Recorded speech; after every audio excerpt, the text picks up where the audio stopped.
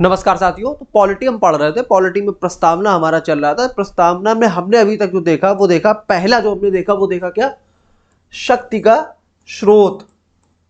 हमने क्या देखा, जो शक्ति है उसका या शासन की शक्ति है उसका स्रोत क्या है। तो स्रोत जो हमारा था वो था हम भारत के लोग। क्या हमने देखा, हम भारत के लोग। प्रस्तावना जो बात करता है जहां से शक्ति का, जो शासन की शक्ति का स्रोत है वो क्या है, हम भारत के लोग। प्रस्तावना में हमने दूसरी चीज क्या देखी, जो प्रस्तावना दूसरी जिस चीज की बात करता है वो बात करता है, पहली जो बात करता है जो वो करता है कि शासन जो होगा, शासन की शक्ति का स्रोत क्या होगा, तो स्रोत होगा हम भारत के लोग। दूसरा जो प्रस्तावना बात करता है वो बात करता है कि शासन का स्वरूप किस तरह का होगा, शासन का क्या स्वरूप। इसमें हमने क्या पढ़ा, इसमें हमने पढ़ा कि सोवरेनिटी, संपूर्ण प्रभुत्व संपन्न, समाजवाद, पंथ निरपेक्ष, लोकतांत्रिक, गणराज्य। ये हमने इस पे पढ़ा। क्या पढ़ा हमने, सोवरेनिटी, संप्रभुता, समाजवाद, पंथ निरपेक्ष, लोकतांत्रिक, गणराज्य। ये हमने क्या पढ़ा, शासन का स्वरूप। कि प्रस्तावना जो पहली बात करता है, पहली बात क्या करता है प्रस्तावना, वो ये करता है कि किसी भी राज्य में किसी भी शासन का उसका शक्ति का वो स्रोत क्या होगा। तो स्रोत प्रस्तावना बात करता है हम भारत के लोग, अर्थात भारत के लोग शक्ति का स्रोत है, शासन का स्रोत है। जो स्वरूप दूसरी बात करता है कि ठीक है, जो शासन है उसका शक्ति का स्रोत तो ये हो गया। अब जो शासन है उस शासन का स्वरूप किस तरह का होगा, किस टाइप का शासन होगा, तो वो शासन इस तरीके होगा, संपूर्ण प्रभुत्व संपन्न, समाजवादी, पंथ निरपेक्ष, लोकतांत्रिक, गणराज्य। ये बात करी प्रस्तावना में। तीसरी जो प्रस्तावना अब आगे की बात करता है वो बात करता है ठीक है, आपने शासन की शक्ति की स्रोत की बात कर ली, आपने स्वरूप की बात कर ली। अब जो तीसरी बात है कि उद्देश्य क्या है, जो शासन का है वो उद्देश्य क्या है। जो तीसरी बात इसमें चलती है वो उद्देश्य की चलती है। उद्देश्य में हम क्या देखेंगे, जो पहला हम देखेंगे वो हम देखेंगे क्या, न्याय। क्या देखेंगे हम, न्याय अर्थात जस्टिस। क्या हम देखेंगे, न्याय, जस्टिस। ये आगे हम समझते हैं। तो प्रस्तावना में जो अगली चीज हम देख रहे हैं वो जस्टिस अर्थात न्याय। किस तरह का न्याय, तो पहला उसमें हो गया सामाजिक,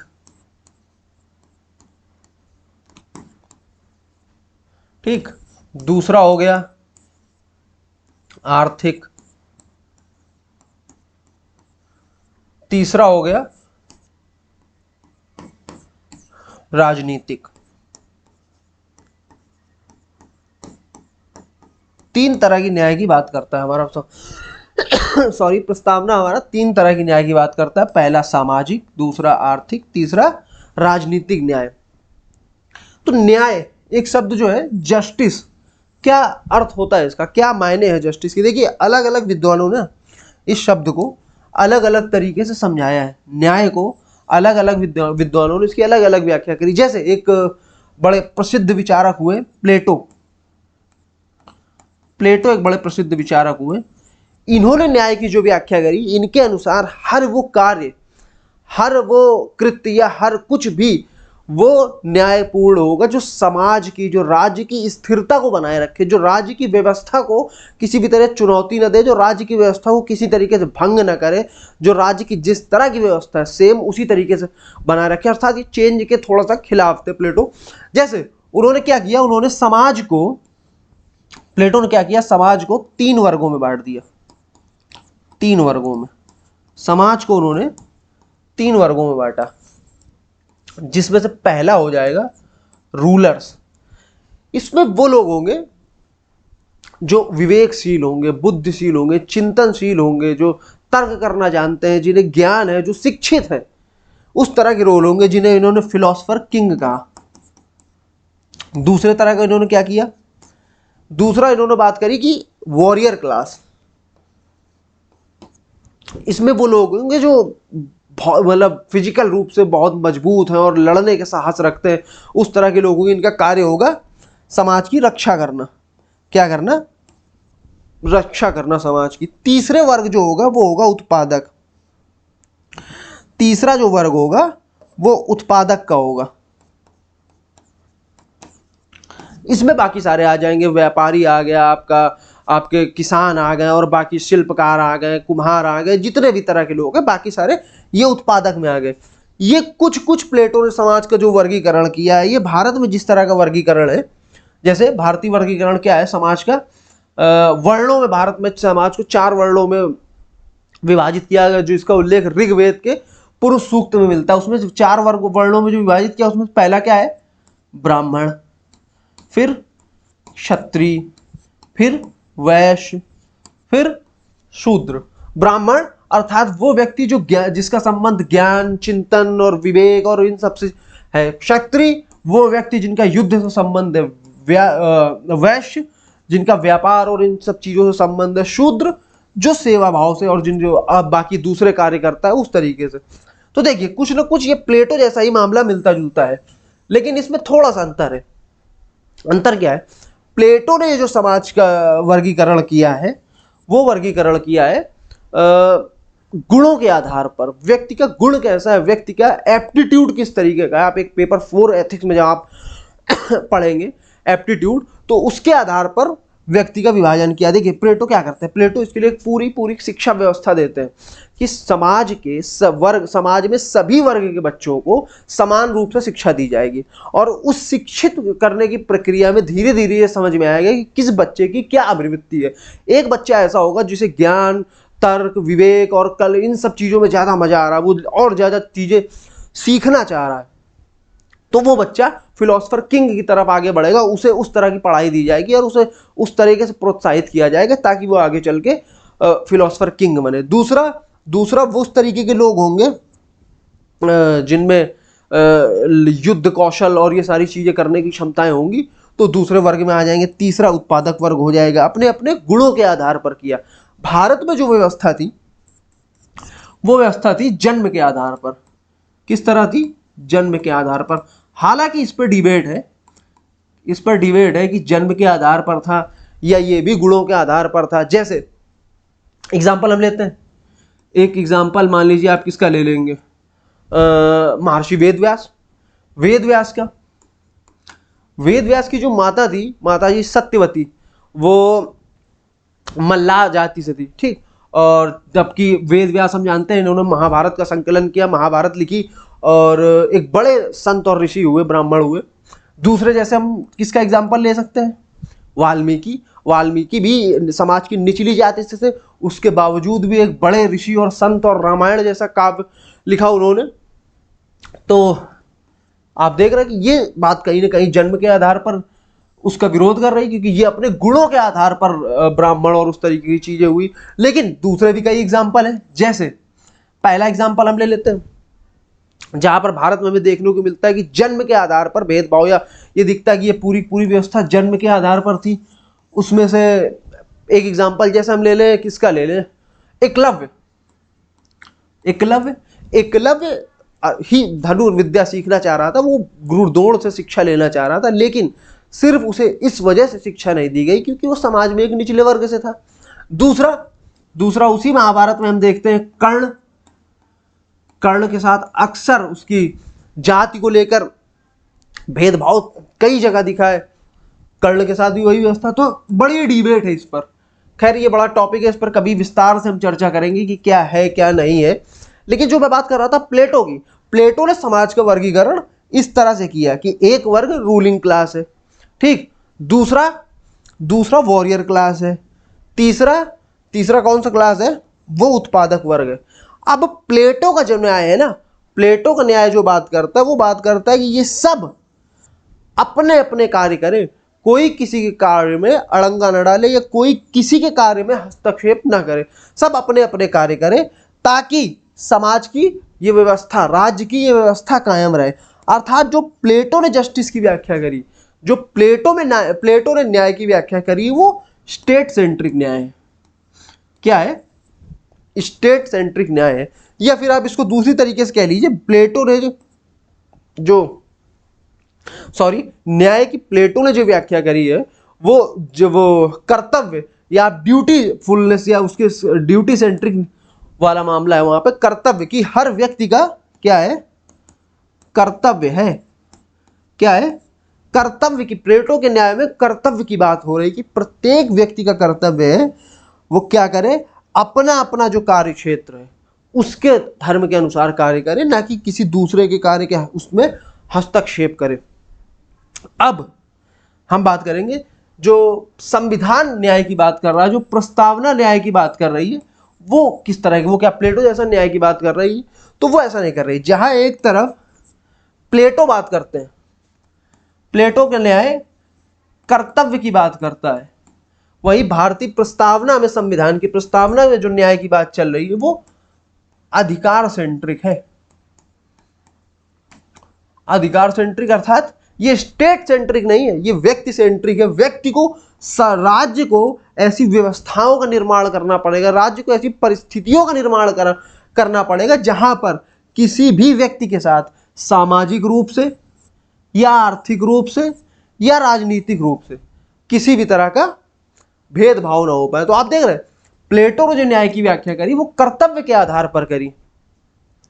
यहां पर बात अधिकारों की हो रही है, अधिकारों की, अर्थात यहां पर व्यक्ति का महत्व है, व्यक्ति का, ना कि जैसे समाज में व्यक्ति का महत्व होगा किसी के साथ, चाहे उसकी जन्म से आधार पर हो, लिंग के आधार पर हो, या धर्म के आधार पर हो, या जाति के आधार पर, कोई भेदभाव नहीं होगा। व्यक्ति को एक समान रूप से ट्रीट किया जाएगा, एक समानता का व्यवहार उसके साथ किया जाएगा।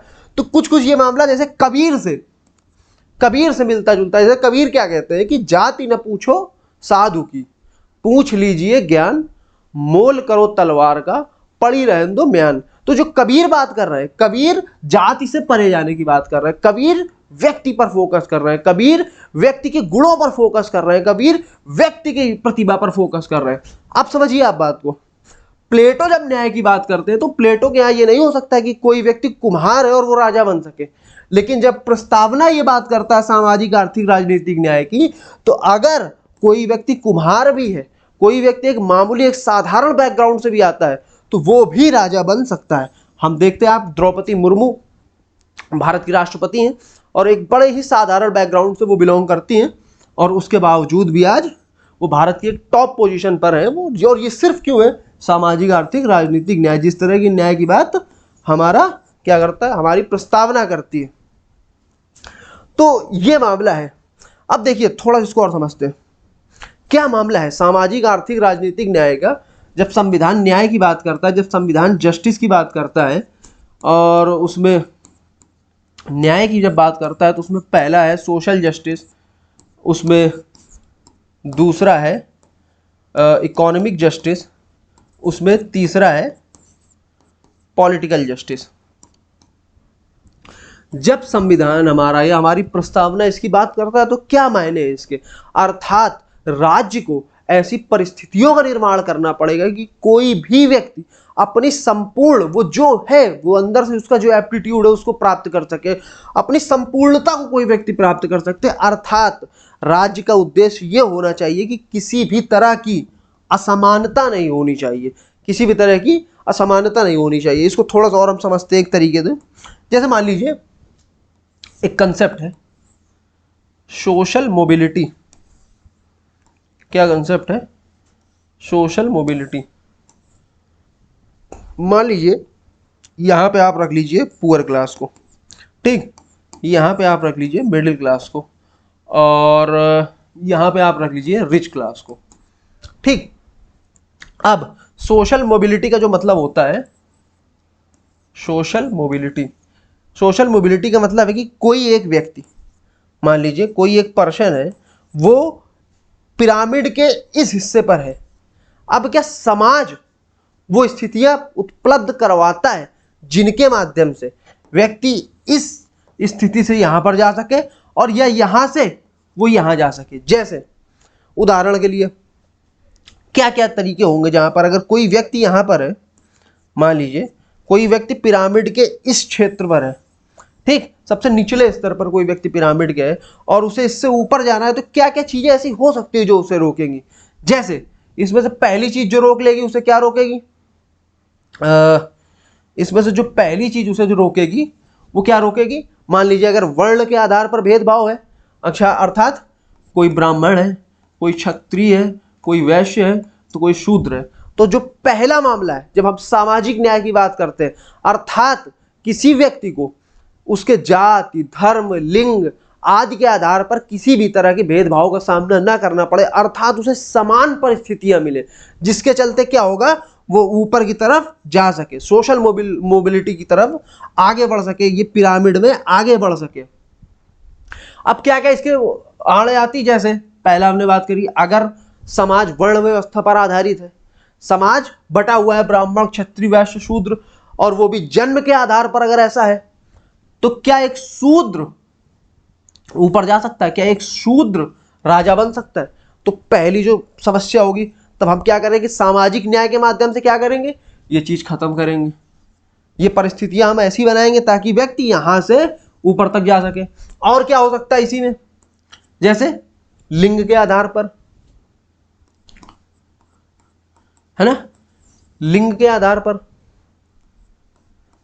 सॉरी, देखिए क्या करता है ना, दुनिया भर के हर समाज ने किया यह है कि स्त्री और पुरुषों के कार्य उनके लिंग के आधार पर बांट दिए, और इसके चलते यह हुआ है कि स्त्रियों के जिम्मे जो स्त्रियां जो है फैमिली की प्राइम या पहली केयर टेकर बन गई हैं, और इसके चलते पूरा दिन उनका पूरा का पूरा समय घर की ही देखभाल पर जाता है, उनके पास समय बचता ही नहीं ताकि वो अपने लिए स्थितियों का निर्माण या अपने व्यक्तित्व का निर्माण कर सके, खुद के लिए पढ़ सके, खुद के आगे जीवन में ले जा सके। तो ऐसी परिस्थितियां बनती दिखाई नहीं देती, इसलिए समाज को या राज्य को ऐसी परिस्थितियां बनानी पड़ेंगी जिसके चलते अगर एक कोई महिला इस स्थिति पर है तो वो अपने आप को ऊपर उठा सके। सोशल मोबिलिटी, सामाजिक न्याय, उसी तरीके से आर्थिक, राजनीतिक, और तीनों चीजें हम पहली चीज जो रोक सकती है। दूसरी, मान लीजिए चलिए व्यक्ति अब कोई भी जाति, धर्म या लिंग के आधार पर ये कोई ऐसी रुकावट नहीं है जो यहां से वहां ऊपर जाने को उसे रोके, लेकिन दूसरा अभी और भी तो बहुत सारी चीजें चाहिए। तो उसमें जो पहली चीज चाहिए, जो मूलभूत आवश्यकता लोगों की पूरी हो जाए, उसमें क्या है, रोटी, कपड़ा, मकान।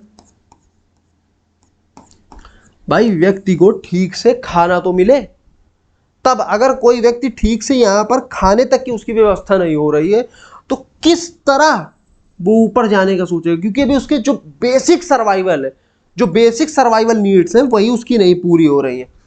तो उसके आगे की किस तरह के सोच सकता है। जैसे मैस्लो थ्योरी है, अब्राहम मैस्लो ने एक दी थी कि हायरार्की ऑफ नीड्स, उसकी वो बात करते हैं अब्राहम मैस्लो, और उसमें जब वो बात करते हैं कि प्राइमरी नीड्स जो व्यक्ति की होती है जब वो पहले सेटिस्फाई होनी चाहिए, तो वो यही है कि रोटी, कपड़ा और मकान, ये सारी चीज़ें उसे चाहिए, तब जाके वो बिलोंगिंगनेस, लव, और फिर इंटेलेक्चुअल, और फिर उसके बाद सेल्फ एक्चुअलाइजेशन जैसी बातें करते हैं। तो वो पिरामिड, उनका दूसरा पिरामिड है, उसकी हम चर्चा नहीं यहाँ पर करेंगे, तो उसकी बात करते हैं। लेकिन उसी में जब वो बेसिक नीड की बात करते हैं तो रोटी, कपड़ा, मकान ये तो व्यक्ति को चाहिए ही चाहिए। अगर कोई देश भूखा है तो कैसे व्यवस्था हो पाएगी कि वो अपने इसके आगे फिर कुछ सोच पाए, क्योंकि वो यहीं पर ही पूरा जीवन अटका रहेगा। दूसरा क्या मान लीजिए आप, शिक्षा। अभी हाल ही में उत्तर प्रदेश सरकार ने किया है कि बहुत से स्कूलों को, सरकारी प्राइमरी स्कूलों को वो मर्ज कर रहे हैं, या कुछ स्कूलों को वो खत्म कर रहे हैं। अब देखिए शिक्षा का जैसे जैसे प्राइवेटाइजेशन हो रहा है, आप खुद देख रहे हैं कि स्कूलों की जो फीस है, जो स्कूलों का फीस स्ट्रक्चर है वो कितना हाई फाई है। एक नॉर्मल इंसान, एक साधारण वर्ग का कोई व्यक्ति अपने बच्चे को किसी अच्छे स्कूल में अच्छी शिक्षा नहीं दे सकता। अगर आपको इस पिरामिड से आपको यहाँ जाना है तो आपको शिक्षा की आवश्यकता है। अगर आप यहाँ पर हैं और यहाँ से आपको ऊपर जाना, आपको शिक्षा चाहिए, अच्छी शिक्षा चाहिए। अब आप कल्पना करिए, एक कोई बच्चा धीरू भाई अंबानी इंटरनेशनल स्कूल में पढ़ा हुआ है और वही बच्चा, दूसरा कोई बच्चा सरला देवी इंटर कॉलेज से पढ़ा हुआ है, तो आप उन दोनों की शिक्षा का अंतर देख लीजिए, आप उन दोनों के अनुभव का अंतर देख लीजिए, आप उन दोनों के ज्ञान का अंतर देख लीजिए, आप उन दोनों के सोचने के तरीके का अंतर देख लीजिए, बहुत बड़ा आप गैप पाएंगे। तो जो बच्चा धीरू भाई इंटरनेशनल स्कूल से पढ़ा हुआ है वो तो यहां पहुंचने की क्षमता रखता है, लेकिन वो बच्चा जो सरला देवी जैसे इंटर कॉलेज से पढ़ा हुआ है वो क्या सच में इतना ज्ञान और इतनी सोचने और समझने की क्षमता रखता है ताकि वो पिरामिड में इस लेवल पर जा सके। आप यूपीएससी की तैयारी कर रहे हैं, आप देख लीजिए, हमेशा रिजल्ट जो अच्छा जाता है यूपीएससी में वो इंग्लिश मीडियम के बच्चों का जाता है, हिंदी मीडियम में ये दिक्कत अक्सर देखी जाती है। क्यों? क्योंकि एजुकेशन गैप है। वो उनकी पूरी अलग एजुकेशन सिस्टम है, उनका पूरा अलग एजुकेशन एनवायरनमेंट है जो किसी हिंदी मीडियम का है, और अंतर है दोनों में। तो ये बड़ी मात्रा में हो रहा मामला, ये दिक्कत तो देगा ही देगा। तो राज्य को ऐसी परिस्थितियों का निर्माण करना ही कर रहा होगा ताकि व्यक्ति यहां से ऊपर आगे बढ़ सके। जैसे अभी हाल ही में मैंने देखा कि व्यक्ति पढ़ भी गया है, अब उसको अच्छा स्वास्थ्य भी चाहिए, अच्छा स्वास्थ्य चाहिए, है ना। क्योंकि एक तरफ तो 5 स्टार जैसे हॉस्पिटल्स हैं जहां लोग अच्छे अच्छे टॉप लेवल के डॉक्टर से अपना इलाज करवा रहे हैं, और दूसरी तरफ लोगों को बेसिक जो उनका ट्रीटमेंट है, जो बेसिक ट्रीटमेंट चाहिए, वो नहीं लोगों को मिल पा रहा। इसके लिए सरकारें जैसे योजनाएं लाती हैं, आयुष्मान भारत जैसी योजनाएं, ये इसी तरीके के न्याय का उदाहरण है। आयुष्मान भारत जैसी योजनाएं, या आप शिक्षा पर ले लीजिए, मिड डे मील जैसी योजनाएं, और कई तरह की सरकारी योजनाएं चलाती रहती है। क्यों? ताकि लोगों को शिक्षा के क्षेत्र में लाया जा सके, लोगों को स्वास्थ्य अच्छा लिया जा सके। आयुष्मान भारत जैसी योजनाएं, तो कई परिस्थितियों का सरकार को निर्माण करना पड़ता है, फिर उन्हें नौकरियों की भी आवश्यकता है ना। तो अब जैसे सरकारी नौकरियों में आप देख लीजिए, अभी हाल ही में एक बवाल हुआ है एसएससी को लेकर कि वहाँ के कई मतलब एसएससी ठीक से एग्जाम नहीं करा पा रही और उसकी कई गलतियां निकल कर आई सामने, जिसके चलते कई अच्छे टीचर वहां पर गए और आंदोलन चीजें हो रही। अब आप देखिए, भारत एक युवा राष्ट्र है, भारत एक युवा ऊर्जा से भरा हुआ राष्ट्र, और उसकी ऊर्जा कहाँ अभी अटकी हुई? अभी उसकी ऊर्जा, जो भारत का पूरा युवा वर्ग है, वो इस पॉइंट पर अटका हुआ। अभी उस अपने खाने पीने की वो चिंता कर रहा, अभी उसकी बेसिक जो सर्वाइवल नीड की उसे जरूरत है, उसके लिए भी उसे लड़ाई करनी पड़ रही। तो कब वो भविष्य में अपने लिए आगे सोचेगा और कब राष्ट्र निर्माण में वो सहायक होगा? वो कहते हैं ना कि दुष्यंत कुमार ने बड़ी अच्छी लाइन कही कि कहां तो तय था चरागा हर एक घर के लिए, कहां तो तय था चरागा हर एक घर के लिए, कहां चराग मयस्सर नहीं शहर के लिए। कि कहां तो हमने बात करी थी बड़ी बड़ी लंबी कि एक एक घर को रोशन कर देंगे, एक एक घर को दिए से जला देंगे, वो भी सोलर वाली, और कहां शहर में ही रोशनी गायब है, कहां शहर से ही बत्ती गुल है। तो अगर ऐसी परिस्थितियों का निर्माण होता है तो व्यक्ति ऊपर कैसे जा पाएगा? तो कुल मिला के जो बात यहां पर चल रही थी कि जो सामाजिक, आर्थिक और राजनीतिक न्याय की जब बात चलती है तो मामला इतना सा है कि राज्य को समाज से असमानता को दूर करना पड़ेगा, राज्य को ऐसी परिस्थितियों का निर्माण करना पड़ेगा कि व्यक्ति अगर एक स्थिति में है जो गरीब है और ऊपर उठकर जा सके, व्यक्ति को संपूर्ण परिस्थितियां मिले ताकि वो अपना विकास कर सके और राष्ट्र के विकास में सहायक हो सके। जैसे ये किस तरह से प्रभावित करता है, इनइक्वालिटी समाज को किस तरह से प्रभावित करती है, इसको हम देखते हैं। असमानता ये समाज को किस तरह से प्रभावित करती है? जैसे एक एग्जांपल हम ले लें, हेल्थ का ले लें। कई ऐसी स्टडीज हुई जिन पे एक बड़ी खतरनाक बात सामने निकल कर रही। वो समाज जहां पे असमानता ज्यादा है, उन समाजों में डायबिटीज और ओबेसिटी जैसी, हाइपरटेंशन जैसी बीमारियां निकल कर आ रही। उन समाजों में ये बड़े लेवल पे स्टडीज हुई और इसकी बात करते हैं कि वो समाज जहाँ पे असमानता ज़्यादा है, वहाँ पे मोटापा, वहाँ पे मधुमेह, हाइपरटेंशन ऐसी बीमारियां, वहाँ पे ब्लड प्रेशर, इस तरह की बीमारियां, वहाँ पे ट्यूबरक्लोसिस, इस तरह की बीमारियां निकल कर आई। भारत तो आज देखिए बात भारत की जाती है तो भारत दुनिया का केंद्र माना जाता है डायबिटीज का, भारत डायबिटिक कैपिटल मानी जाती है दुनिया में।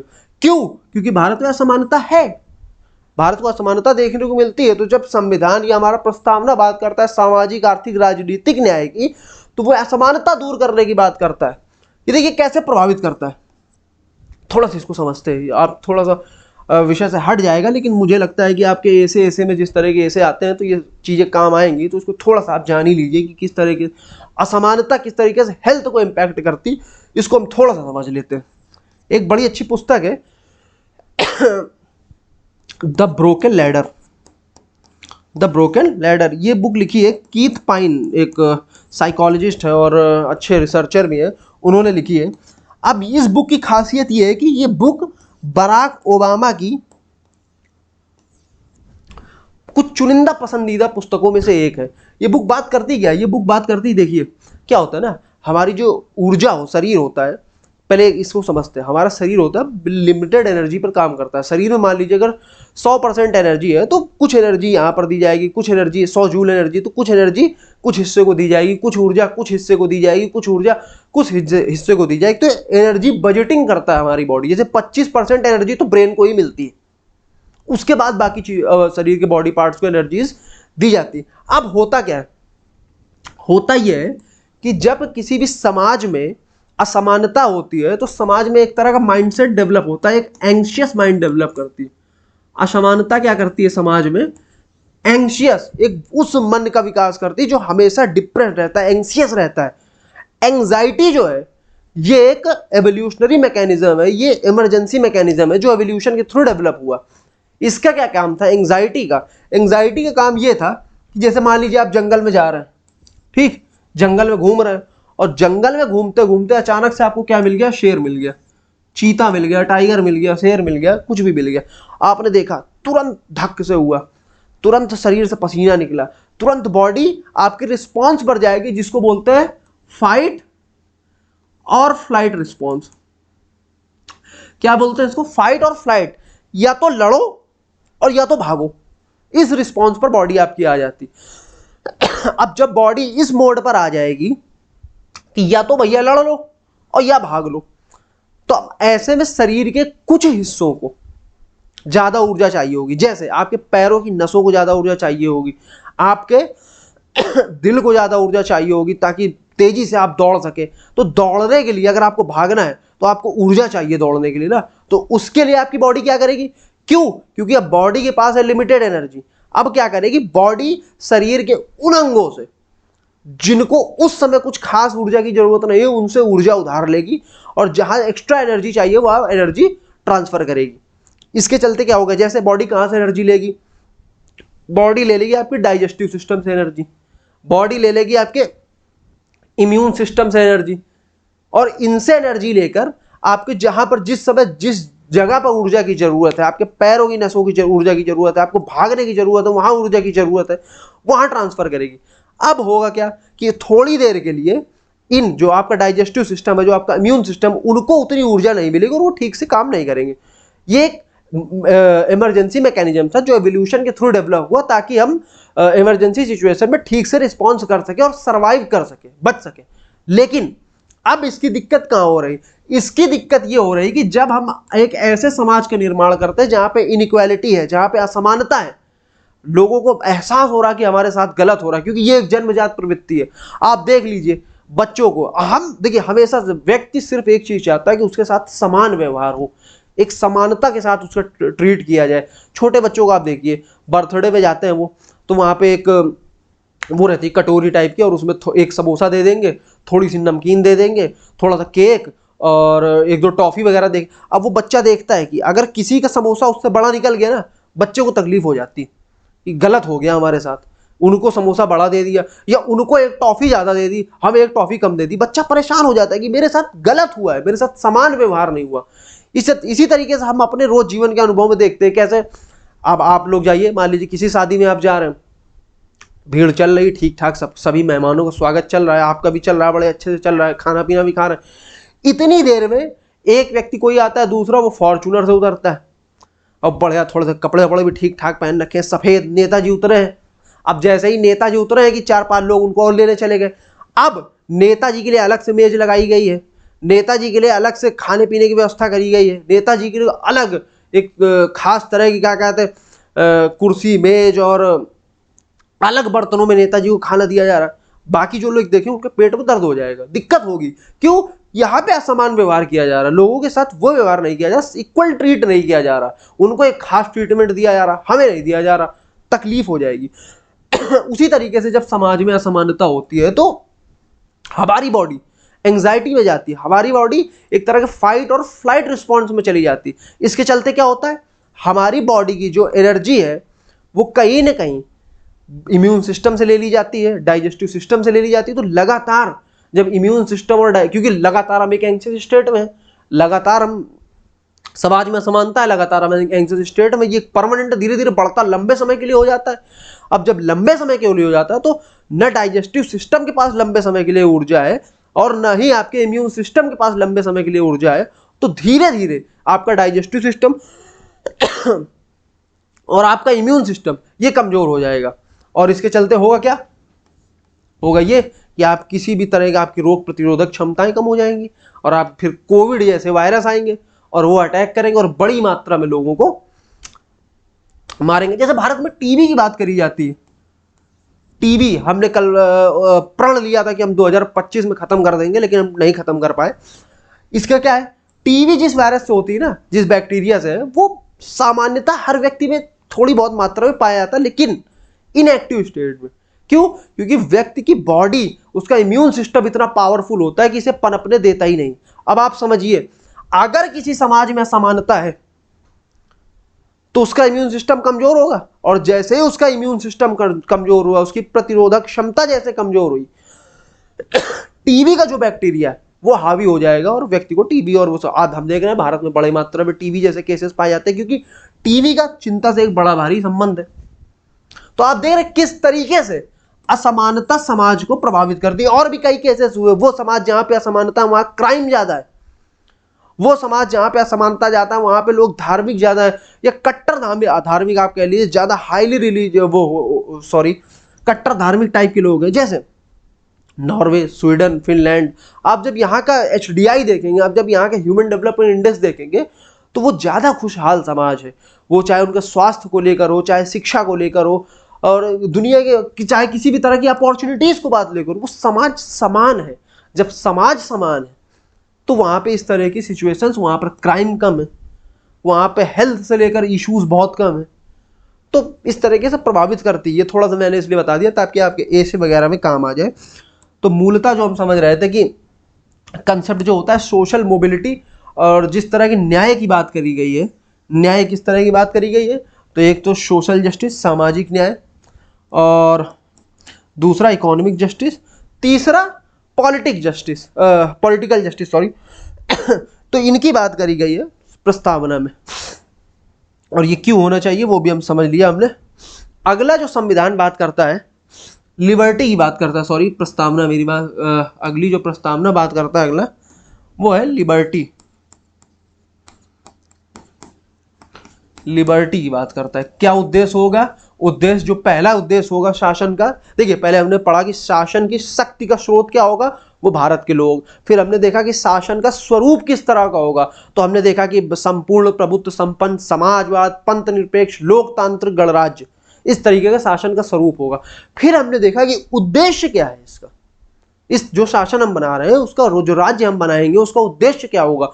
तो उसका जो पहला उद्देश्य हमने देखा वो क्या था, वो था कि वो न्याय स्थापित करना। किस तरह का न्याय? सामाजिक न्याय, आर्थिक न्याय, राजनीतिक न्याय।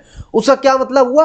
उसका सीधा सा मतलब हुआ कि समाज से असमानता को समाप्त करना है, समाज को समानता की तरफ आगे धीरे धीरे आगे बढ़ाना है।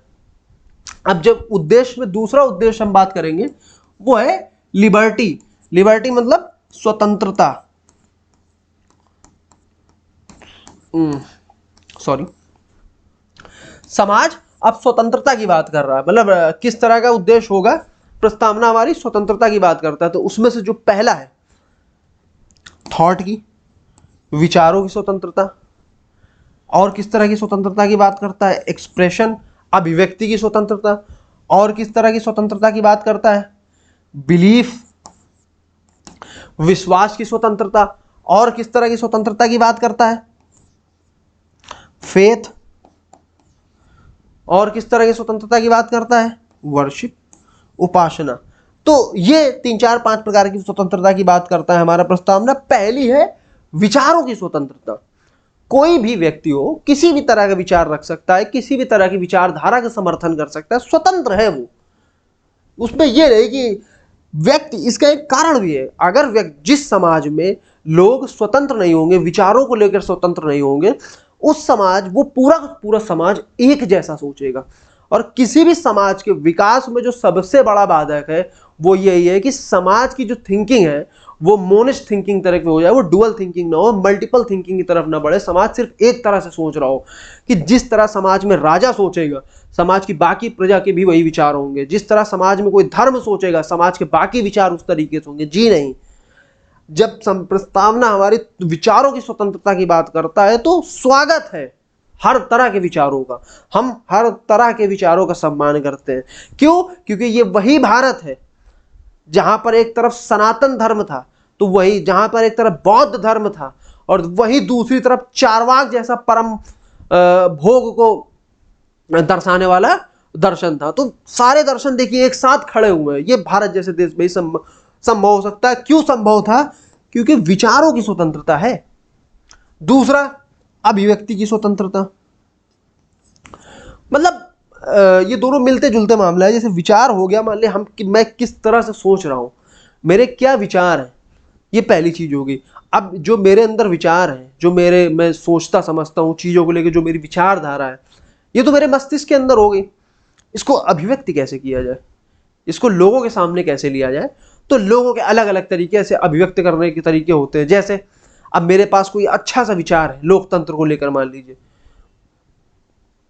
या भारत की शिक्षा व्यवस्था को लेकर मेरे पास एक विचार है जिस पर मेरा ये मानना है कि जो शिक्षा व्यवस्था भारत की वो रटाने पर ज्यादा बल देती है बजाय चीजों को सिखाने पर। ये एक अच्छा सोचने और चिंतन करने वाले व्यक्ति को, अब मेरे पास विचार है, मैं लोगों को इसको अभिव्यक्त करना चाहता हूं, तो मैं क्या करूंगा, मैं एक बड़ी अच्छी सी मूवी बना दूंगा, 3 इडियट। फिर मेरे पास कोई दूसरा विचार है, मुझे अभिव्यक्त करना, अब क्या तरीका है, कोई अच्छी सी पेंटिंग बना दे। और क्या तरीका हो सकता है, हम कोई अच्छी सी कविता लिख दें, हम कोई अच्छी सी कहानी लिख दें, हम कोई अच्छा सा गीत लिख दें, या हम किसी अच्छी तरीके, जैसे अभी देखा था हमने, एक मामला हुआ था, कुणाल कामरा एक कॉमेडियन है, उन्होंने किसी राजनेता के विरुद्ध बातें बोली और चीजें करी। उनके जो विचार थे लोकतंत्र को लेकर या बाकी चीजों को लेकर, उसको उन्होंने कॉमेडी हास्य व्यंग्य के रूप में प्रदर्शित किया और उसको लेकर बवाल हुआ और सारी चीजें हुई। तो एक लोकतंत्र के लिए वो अच्छी स्थिति नहीं मानी जा सकती, क्योंकि आजादी स्वतंत्रता की बात हो रही ना यहाँ पर। और जब स्वतंत्र है तो फिर हम अभिव्यक्ति की स्वतंत्रता होनी चाहिए भाई। लोगों को स्वतंत्र होने चाहिए कि जिस तरह के उनके विचार, उनको अभिव्यक्त करने के जो भी माध्यम वो अपना रहे हैं उसका स्वागत होना चाहिए। आप उससे उसको एक्सेप्ट नहीं कर सकते, उसके विरुद्ध हो सकते, लेकिन आप बड़ा अच्छा, मैंने कहीं सुना था,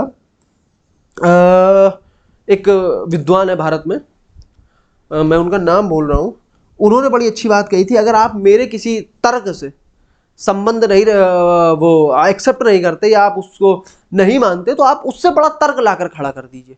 बात तर्कों पर होगी, बात विचारों के टकराव पर होगी, ऐसा नहीं कि हम आपस में जाके लड़ने लगे। तो ये मामला जो होना चाहिए था, ये आजादी होनी चाहिए थी। तीसरा जो बात कर रहा है स्वतंत्रता की, वो किस तरह की स्वतंत्रता है? बिलीफ।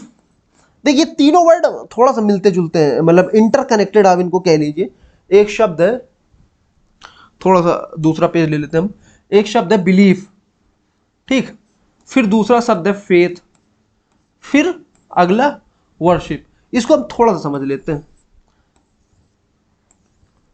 बिलीफ मतलब मेरा विश्वास, और विश्वास मैं किसी भी तरह की चीजों में रख सकता हूं। मेरी किसी खास विचारधारा पर मेरा विश्वास है कि ठीक है भाई, लोकतंत्र जो विचारधारा है ये ज्यादा अच्छी विचारधारा है। या किसी का समाजवाद पर हो सकता है विश्वास कि नहीं भाई, समाजवाद ज्यादा अच्छी विचारधारा है। कोई ये मान सकता है कि पूंजीवाद, ठीक है, मेरा मानना है, मेरा विश्वास है कि अच्छी विचारधारा है। फिर आता है, जैसे मैं अमुक धर्म पे मानता हूं कि वो इस धर्म पे मेरा विश्वास है, या मेरा मानना है कि ईश्वर है, ये मामला हुआ। बिलीफ में आपकी तर्क और ये सारी चीजें करने की संभावनाएं रहती हैं कि मैं किसी चीज पर विश्वास तब कर रहा हूं जब मैंने तर्कों के माध्यम से उसको समझा, मैंने विचार किया उस पर, मैंने उस पर चिंतन किया, तब जाकर ये एक जो कंडीशन बनी, ये बिलीफ जैसा वाला मामला हुआ। दूसरा आ जाता है फेथ। ये बिलीफ का इवॉल्व रूप है, ये ज्यादा डीप हो जाता है, ज्यादा गहरा हो जाता है। यहां पर क्या है, क्यों? क्योंकि अब हम तर्क कर चुके हैं, हम विचार कर चुके हैं, हम चिंतन कर चुके हैं, हम कई चीजों से उसकी तुलना कर चुके हैं। अब हमारा उस विचार पे आस्था है। जैसे कुछ लोग ऐसा मानते हैं कि स्टुपिडिटी और फेथ में कोई खास अंतर है नहीं। क्यों? क्योंकि दोनों ही तर्क ना करने की बात करते। जब आप आस्था की बात करते हैं तो जैसे बात लोग करते हैं, धर्म तो आस्था का विषय है, ईश्वर तो आस्था का विषय है। तो कुछ विचारकों का ऐसा मानना है कि ये तो कुछ एक स्टुपिडिटी, या कोई व्यक्ति स्टूपिड है या कोई व्यक्ति फेथफुल है, दोनों में कोई खास अंतर है नहीं। कोई व्यक्ति एक जो मूर्ख है और एक जो कोई व्यक्ति आस्थावान है, इन दोनों में कोई खास अंतर है नहीं, दोनों लगभग एक जैसे। कुछ विचारक ऐसा मानते हैं। क्यों मानते हैं? क्योंकि ना तर्क ये कर रहे हैं ना तर्क ये कर रहे हैं। लेकिन समझते बात को, यहां पे हम जिस तरीके से इसको समझ रहे हैं ना, हमारा तरीका दूसरा है।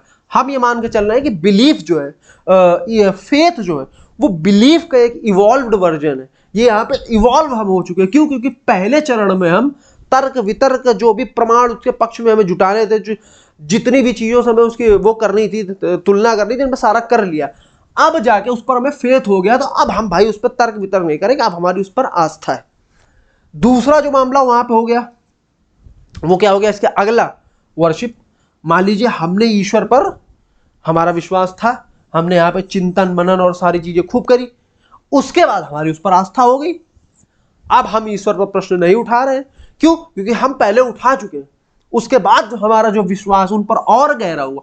फिर दरअसल मतलब होता है कि विश्वास का ये गहरा रूप, एक गहरा विश्वास, जहां पर तर्क की संभावना खत्म हो जाए, जहां पर तर्क, एक लॉजिकल माइंड जहां पर समाप्त हो जाए। फिर उसके जो अगली सिचुएशन वर्शिप, अब हम उसकी उपासना करने लगेंगे।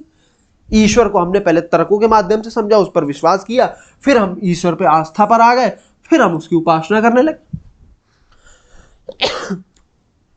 तो जो प्रस्तावना बात करता है, प्रस्तावना बात ये करता है कि किसी भी व्यक्ति को किसी भी तरह के विश्वास करने की स्वतंत्रता है, किसी भी तरह की आइडियोलॉजीज पर, किसी भी तरीके के विचारों पर वो विश्वास कर सकता है, आस्था रख सकता है, और उपासना, इन तीनों चीजों की स्वतंत्रता है। तो मूलतः ये बात करता है हमारा प्रस्तावना, सॉरी। तो जिस तरह की स्वतंत्रता की हमने बात करी थी, पहले विचारों की, फिर इसकी एक्सप्रेशन की, अभिव्यक्ति की, फिर बिलीफ की, फिर फेथ की, फिर वर्शिप की। इसको हम फंडामेंटल राइट जब हम पढ़ेंगे तो इन सारे सब्जेक्ट्स को और भी ज़्यादा डीप में समझेंगे और गहराई से समझेंगे और विस्तार पर समझेंगे। फिलहाल इन पर इतना बहुत है। अगली जो बात हमारा करता है प्रस्तावना, वो किसकी करता है? देखिए हमने क्या देख लिया। अगली बात जो करता है वो इक्वालिटी की करता है, समानता की। समानता की बात, ये वही मामला कुल मिलाकर उतना है किसकी, कि प्रतिष्ठा की समानता। प्रतिष्ठा यानी गरिमा, है ना, डिग्निटी की बात करता है। और अवसर की समानता, ये अभी जो हमने सामाजिक आर्थिक राजनीतिक न्याय समझा, कुछ कुछ मामला वैसा ही, अवसर की समानता। जब बात आप प्रतिष्ठा की समानता की बात करते हैं तो क्या, गरिमा की बात आप करते हैं तो क्या मामला है? मामला यह है कि किसी भी व्यक्ति के साथ उसका धर्म हो, उसकी लिंग हो, उसकी जाति हो, उसका जन्म स्थान हो, इसके आधार पर किसी भी तरह का भेदभाव नहीं किया जाएगा। और अवसर की समानता भी मामला वही है कि इनके आधार पर भेदभाव भाई नहीं किया जाएगी। कोई व्यक्ति अमुक जाति का है तो उसे एक विशेष कोई समर्थन दे दिया जाए, इसकी मनाही करता है। हालांकि वो अफर्मेटिव एक्शंस की बात करता है हमारा संविधान, वो जब हम डीपीएसपी और बाकी फंडामेंटल राइट में रिजर्वेशन वगैरह देखेंगे तो उस पर हम ये समझेंगे वो क्या मुद्दा है। लेकिन फिलहाल अभी जो समझने वाली बात है वो ये है कि मामला ये है कि किसी भी तरह से ये इस तरह का भेदभाव होगा नहीं जाति धर्म और लिंग के आधार पर। तो जब बात इक्वालिटी की करता है, फिर बात हमारा किस चीज की करता है? वो फ्रेटर्निटी, बंधुत्व। ये छोटे छोटे शब्द हैं, इनको हम थोड़ा सा समझ लेते हैं।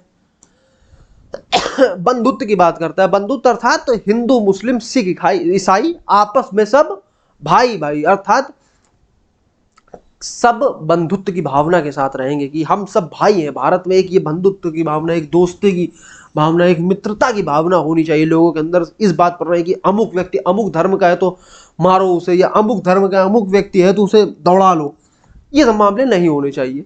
तो बंधुत्व की जो बात करता है। दूसरा यूनिटी की बात करता है प्रस्तावना हमारा। यूनिटी अर्थात एकता। एक इसी के साथ शब्द और बात करता है, वो करता है अखंडता की। एकता और अखंडता, ये दो शब्द हैं, इन दोनों पर बात करता है। एक शब्द है एकता, प्रस्तावना बात करता है, दूसरा अखंडता। अंतर क्या है दोनों में? देखिए एकता जो है ना, ये एक साइकोलॉजिकल यूनिटी की बात है, मतलब मनोवैज्ञानिक एकता, मतलब मन के स्तर पर हम सब एक दूसरे को महसूस करते हैं कि हम एक ही देश के हैं, निवासी हैं, एक हमारा संविधान है, एक ध्वज है हमारा, एक संसद है हमारी, एक प्रतीक चिन्ह हमारा, एक राष्ट्रगान है हमारा, एक राष्ट्रगीत है हमारा, इन सब के चलते हम सब एक हैं, इस तरह की भावना, हम एक देश के निवासी, एक राष्ट्र के निवासी हैं, वो जो भावना आ रही है वो एकता की भावना है। अब एकता में जो ये भावना है, एकता की भावना, इसके समक्ष चुनौतियां क्या आती हैं, क्या क्या दिक्कत है कि ये समाज में एकता की भावना लाने में? जैसे भाषावाद। अब जब ये तो विवाद भारत में चलता ही रहता है। अभी हमने देखा मराठी और उनका विवाद कि आपको मराठी बोलनी पड़ेगी, नहीं मारे। अब ये जो मामला चल रहा है कि भाषा के आधार पर हम लोग अलग अलग डिवीजन, जो एक मनोविज्ञान के स्तर पर जो चीजें हो रही है ना, कि ये अमुक भाषा के व्यक्ति हैं, ये अमुक भाषा के व्यक्ति हैं, ये अमुक भाषा के व्यक्ति हैं। भारत एक बहुल राष्ट्र है, भारत में एक उसको बोलते हैं ना यूनिटी इन डाइवर्सिटी वाला मामला जो है वो है। लेकिन अब जब भाषावाद जैसा मामला, ये पूरा मुद्दा हम कभी समझेंगे, जब पूरी लिंग्विस्टिक डिबेट हम कभी समझेंगे तो हम जरूर इस पर चर्चा करेंगे, क्योंकि बड़ा अच्छा विषय है और इस पर ठीक ठाक बात करी जा सकती है। हम इस पर जरूर भविष्य में कभी चर्चा करेंगे। फिलहाल ये मामला है कि हम ये देख रहे हैं कि भाषावाद हमारी एकता पर, हमारे जो यूनिटी की भावना है जिसकी बात प्रस्तावना करता है, उसके लिए बहुत बड़ा खतरा है। दूसरा क्षेत्रवाद। भाषावाद, क्षेत्रवाद, और आप क्या ले लेंगे, और आप ले लीजिए धर्म। धर्म के आधार पर यही खेल चलता है, भाषावाद, क्षेत्रवाद, धर्मवाद, जातिवाद, जाति के आधार पर ये सारे खेल चलते रहते हैं। अब जब इतने, ये कहीं भाषा का मामला चल रहा, कहीं जाति का मामला चल रहा, कहीं धर्म का मामला चल रहा और कहीं क्षेत्र का मामला चल रहा, इन सब के चलते क्या होता है, ये सारे के सारे हमें मनोवैज्ञानिक रूप से एक नहीं होने देते। जबकि इस समय भारत को अगर विश्व गुरु बनना है, जो हम ख्वाब देखते रहते हैं कि भारत को विश्व गुरु बनना है, विश्व गुरु बनने के कदम पर जो दिशा में जो पहला कदम है वो है एक साइकोलॉजिकल यूनिटी, जिसकी बात प्रस्तावना कर रहा है।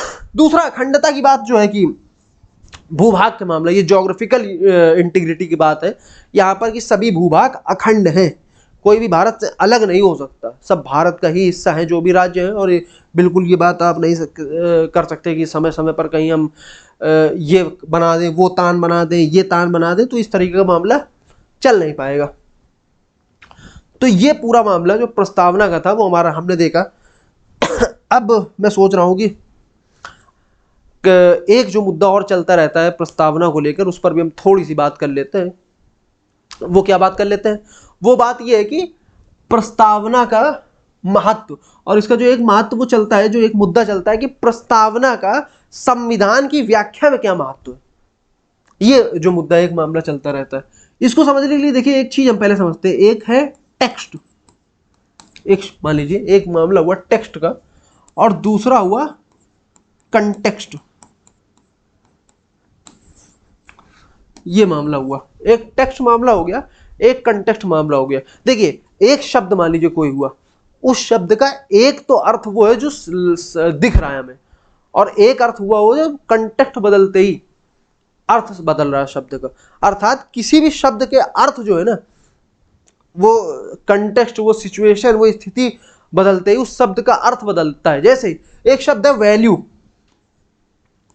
वैल्यू एक शब्द हम सुनते हैं। अब जब आप एथिक्स की बात करेंगे तो वैल्यू मूल्य, अर्थात इसका मायने बदल जाएंगे। जैसे ही आप मैथ में बात करेंगे वैल्यू की, इसके मायने बदल जाएंगे, इसका अर्थ बदल जाएगी। एक्स की वैल्यू ये मैथ में वैल्यू का अर्थ बदल गया, मूल्य का अर्थ बदल गया। जब आप इकोनॉमी में आ जाएंगे मूल्य का दूसरा अर्थ हो जाएगी, अमुक वस्तु इतने इतने मूल्य की है। तो देखिए शब्द वही है लेकिन कंटेक्स्ट बदलते उस शब्द का अर्थ बदल रहा है। दूसरा जैसे भगवत गीता है, आप भगवत गीता ले लीजिए। भगवत गीता का समय समय पर अलग अलग व्यक्तियों ने अलग अलग तरह से व्याख्या की। जैसे एक समय जब समाज में भोगवाद अपने चरम पर है, चारवाक दर्शन का बोलबाला है, उसी समय शंकर खड़े होते हैं, शंकराचार्य, और भगवत गीता की एक अलग व्याख्या लाकर खड़ी कर देते हैं, और जिससे व्यक्ति को भोगवाद से दूर हटाकर सनातन धर्म की तरफ लाया जा सके और भोगवाद को समाप्त किया जा सके, वो निर्गुण ब्रह्म और वो सारी चीजें। उसकी खैर हम यहाँ पर व्याख्या नहीं करेंगे। तो उन्होंने क्या किया, गीता की जो व्याख्या कर दी, उन्होंने गीता की व्याख्या क्या कर दी, गीता के माध्यम से उन्होंने जो एक समय भोगवाद चढ़ा हुआ था और गीता की उन्होंने व्याख्या करी, उसके बाद व्याख्या के माध्यम से भोगवाद को समाप्त किया। दूसरा, मान लीजिए आप फिर राष्ट्रवाद के समय आंदोलन चल रहे हैं, राष्ट्र स्वतंत्रता आंदोलन, देश को मोटिवेशन की जरूरत है, देश का आत्म स्वाभिमान पूरी तरीके से गिर चुका है, देश की आत्म चेतना पूरी तरीके से समाप्त हो चुकी है, देश को झंझोड़ने की जरूरत है, देश को आत्म शक्ति देने की जरूरत है, देश को उसके स्वाभिमान को जगाने की जरूरत है। ऐसे में फिर खड़े होते हैं तिलक, बाल गंगाधर तिलक, और वो गीता की एक अलग व्याख्या करते हैं। वो गीता, उन्होंने गीता जो लिखी वो गीता रहस्य करके पुस्तक लिखी, और उसके माध्यम से उन्होंने समाज की चेतना और बाकी सारी चीजें, समाज का आत्म स्वाभिमान और ये सारी चीजें जगाई, वो गीता रहस्य के माध्यम से उन्होंने जगाई। ये काम तिलक ने किया। फिर अब एक अच्छे समाज का हमें निर्माण करना है, तो गांधी ने गीता के माध्यम से पूरा अनासक्ति योग, जो गांधी की गीता है वो अनासक्ति योग खड़ी कर दी कि व्यक्ति ऐसा होना चाहिए जो किसी भी चीज को लेकर आसक्त ना हो, तब जाके अच्छे समाज निर्माण का काम कर पाएंगे, एक अच्छा समाज बना पाएंगे। तो लोग, गांधी ने गीता की अलग व्याख्या कर दी। गीता वही है, शब्द वही है, लोग उसकी अलग अलग व्याख्या करते जा रहे हैं। गीता के लिए डॉक्टर सर्वपल्ली राधाकृष्णन ने गीता को लेकर एक बड़ी अच्छी बात कही। उन्होंने क्या कही कि Gita is a potent armory, कि गीता एक विशाल शस्त्रागार है जिसको जब जिस तरह के हथियारों की जरूरत हुई गीता ने उसे उपलब्ध कराए। जहां एक तरफ शंकर को भोगवाद समाप्त करने के लिए जरूरत थी तो गीता ने उन्हें वो हथियार उपलब्ध कराए। तिलक को समाज में आत्मसम्मान, आत्मचेतना, आत्म स्वाभिमान जगाने की जरूरत थी, गीता ने हथियार उपलब्ध कराए। और गांधी को एक अनासक्त, एक अच्छा समाज बनाने की जरूरत थी, गीता ने उन्हें हथियार उपलब्ध कराए। गीता ने हर किसी को, तो गीता वही है, उसके शब्द वही हैं, कंटेक्स्ट बदलते, समाज बदलते, समाज की परिस्थितियां बदलते ही उसकी व्याख्या बदल रही है। जैसे, और इसको एक तरीके से समझते हैं, इसको किस तरीके से समझे। एक कविता है बच्चन साहब की। कौन से बच्चन साहब? अमिताभ बच्चन नहीं, उनके पिताजी हरिवंश राय बच्चन साहब। कविता है मधुशाला। उसकी पंक्तियां क्या है? मदिरालय जाने को घर से चलता है पीने वाला, किस पथ पर जाऊं असमंजस में है वो भोला भाला, अलग अलग पथ बतलाते सब, पर मैं ये बतलाता हूं एक राह तू पकड़ चला चल, पा जाएगा मधुशाला। अब जब देखिए, शब्द आपने सुने और शब्दों के माध्यम से जैसे ही आप इसकी एक व्याख्या करेंगे, क्या मामला है कि एक कोई पियक्कड़ है, घर से निकला है और चाहिए मामला, तो आज उसका मन है कि लिटिल लिटिल ले ली जाए, लेकिन अब घर से जैसे ही निकला असमंजस में है कि किधर जाऊं यार, किधर मिलेगा मामला। अलग अलग सब पथ बतला रहे हैं कि यार यहाँ चले जाओ तुम वहां मिल जाएगा, यहाँ चले जाओ वहां मिल जाएगी। फिर एक बताता है कि यार ऐसा है, मैं जो तुम्हें बता रहा हूं, एक राह कोई भी पकड़ चले जाओ मिल जाएगी मधुशाला, यहाँ गली गली में ठेके हैं, कहीं भी चले जाओ तुम्हें आराम से मिल जाएगी। एक व्याख्या ये हुई इसकी। दूसरी व्याख्या इसकी कर लेते हैं, कंटेक्स्ट बदलते हैं, खेलते हैं इसके साथ में, है ना, कंटेक्स्ट इसका बदल देते हैं। अब मान लीजिए कोई व्यक्ति है, कोई बच्चा है, मान लीजिए 12th पास आउट हुआ, करियर में आगे जाना है, भविष्य बनाना है, तो अब इसके लिए जो मदिरालय हो जाएगा, इसका करियर, इसका सक्सेस, कि भविष्य में से सक्सेस होना है, वो हो जाएगा इसके लिए मदिरालय। अब असमंजस में है ये भोला वाला, अब कंफ्यूज्ड है कि किस दिशा में जाएं, कौन सा करियर पाथ चुने। अलग अलग पथ बतलाते सब जो है अलग अलग ज्ञान बताना है कि नहीं भाई तुम्हें वो कर लेना चाहिए, इंजीनियरिंग कर लो ज़्यादा अच्छा है, नीट चले जाओ ज़्यादा अच्छा, डॉक्टर बन जाओ, MBBS कर लो। और क्या बता देंगे, अरे नहीं नहीं भाई UPSC सबसे अच्छी चीज़ है। अलग अलग पथ बतलाते सब, पर मैं ये बतलाता हूं एक राह तू चला चल, पा जाएगा मधुशाला। एक रास्ता कोई पकड़ लो, मैं ये बता रहा हूं, जिस पर तुम्हारी रुचि हो, जो तुम्हें करने में अच्छा लगता हो, और धीरे धीरे तुम सक्सेस को पा जाओगे। एक व्याख्या देखिए इसकी, ये भी तो हो गई। शब्द वही थे मधुशाला की लाइन के, हमने उसके कंटेक्स्ट बदला, शब्दों के अर्थ बदल गए। उसी तरीके से एक और एग्जांपल इसी में ले लेते हैं, एक और सिचुएशन ला देते हैं। मान लीजिए अब इसमें धर्म, ईश्वर, इनको लेकर आ जाते हैं। अब यहां पर जो मदिरालय की बात हो रही है वो ईश्वर की बात हो रही है, ब्रह्म की बात हो रही है, सत्य की बात हो रही है। तो मदिरालय जाने को घर से चलता है पीने वाला। अब यहां पर जो पीने वाला है वो ज्ञान का इच्छुक व्यक्ति है, वो बुद्ध जो निकला है, सिद्धार्थ है, सिद्धार्थ घर से निकला है और अंतिम लक्ष्य उसका बुद्ध बनना मदिरालय को पाकर। तो यहां क्या होगा, यहां भी अलग अलग पथ सब बतला रहे हैं कि नहीं नहीं, सत्य तुम्हें जानना है, ईश्वर की तरफ जानना है, हमारे धर्म में आओ। हिंदू धर्म है, मुस्लिम धर्म है, क्रिश्चियनिटी है, ये धर्म है, वो धर्म है, अलग अलग पथ सब बतला रहे हैं, असमंजस में है भोला वाला। पर मैं एक पथ बतलाता हूं, एक राह चले जाओ, मिल जाएगी मधुशाला। तुम एक कोई भी पाथ पकड़ लो, पहुंचना वही है, खाली अलग अलग मार्ग है। तुम कोई भी एक तरीका अपना लो, तुम कोई भी एक रास्ता अपना लो, तुम ट्रुथ में, तुम सत्य में, तुम ब्रह्म की तरफ पहुंच जाओगे। फिर आपने क्या देखा, टेक्स्ट बदला, टेक्स्ट वही थे, कंटेक्स्ट बदला और उसके अर्थ बदल गए। तो जब बात हम करते हैं कि किसकी प्रस्तावना की, संविधान में जो व्याख्या वाली मामला है, तो वो यही मामला है। वो मामला क्या है कि जब संविधान में व्याख्या करने की बात आती है तो हम यही लेते हैं। जैसे एक बड़े अच्छे जज साहब थे, मुझे उनका नाम नहीं याद आ रहा, उन्होंने बड़ी अच्छी बात कही थी संविधान को लेके कि जो प्रस्तावना है ना, वो प्रस्तावना दरअसल हमारे संविधान निर्माताओं का मस्तिष्क है। वो कहना क्या चाहते थे किसी चीज को लेके, वो अगर आपको समझना है, उनके विचार क्या थे, वो उनके मस्तिष्क में क्या था, अगर वो आपको समझना है तो आप प्रस्तावना पढ़ लीजिए। तो अगर देखिए, संविधान का जो अंतिम व्याख्याकार है ना, वो तो सुप्रीम कोर्ट है। हालांकि हाई कोर्ट भी उसकी व्याख्या कर सकता है, लेकिन अंतिम व्याख्याकार वो सुप्रीम कोर्ट है।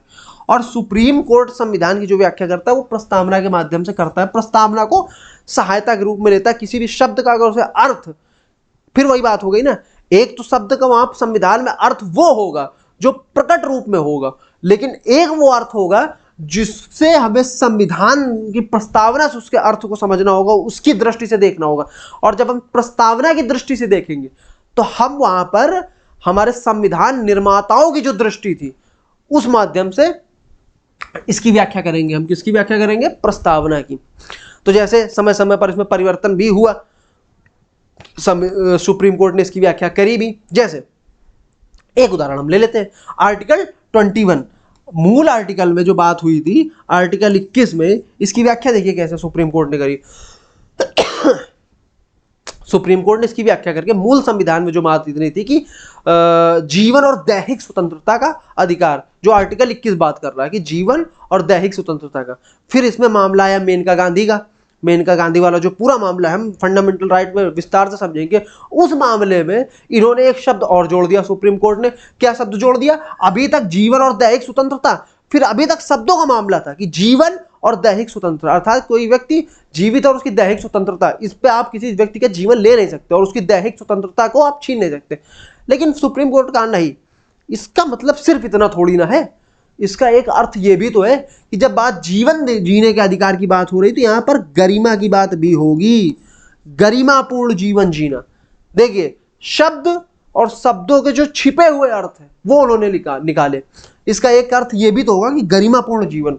फिर सुप्रीम कोर्ट ने क्या किया, एक मामला और हुआ। कौन सा मामला हुआ, ये सब हम विस्तार से समझेंगे जब हम आगे समझेंगे। केस पुट्टास्वामी, आधार वाला जो मामला आपका था, उसमें क्या हुआ, सरकार दनादन हर एक चीज पे आधार, हर एक चीज पे आधार, आधार आधार आधार। सुप्रीम कोर्ट ने तुरंत बुला लिया। केएस पुट्टास्वामी रिटायर्ड जज थे, वो सुप्रीम कोर्ट चले गए और उन्होंने पिटीशन दायर करी। कोर्ट ने तुरंत सरकार को बुलाया कि आप ये कर क्या रहे हैं। सरकार ने जो उस वहां पर तर्क दिया कि हम सामाजिक न्याय स्थापित करना चाहते हैं, तो सुप्रीम कोर्ट ने कहा क्या सामाजिक न्याय बिना आधार के नहीं स्थापित किया जा सकता, अर्थात क्या सामाजिक न्याय व्यक्ति की प्रिवेसी को, व्यक्ति की निजता को चुनौती दिए बगैर स्थापित नहीं किया जा सकता। तो सुप्रीम कोर्ट ने उसकी अनिवार्यता को थोड़ा सा समाप्त किया और वहां पर एक नई चीज और जोड़ दी उन्होंने। क्या कि जीवन जीने का मतलब सिर्फ दैहिक स्वतंत्रता है, जीवन जीने का अधिकार नहीं, गरिमा का अधिकार सुप्रीम कोर्ट ने जोड़ा जीवन जीने में। फिर उन्होंने क्या जोड़ा, निजता जोड़ दी कि भाई जीवन जीने का अधिकार का मतलब यह भी है कि निजतापूर्ण जीवन जीने का अधिकार। शब्द वही थे, उनकी व्याख्याएं धीरे धीरे बदल रही। तो मेरे ख्याल से क्लास थोड़ी सी लंबी हो गई और ज्यादा बोझिल हम इसको नहीं बनाते, तो आज तक यही रहने देते हैं। बाकी हम अगली कक्षा में चीजों को समझेंगे। धन्यवाद।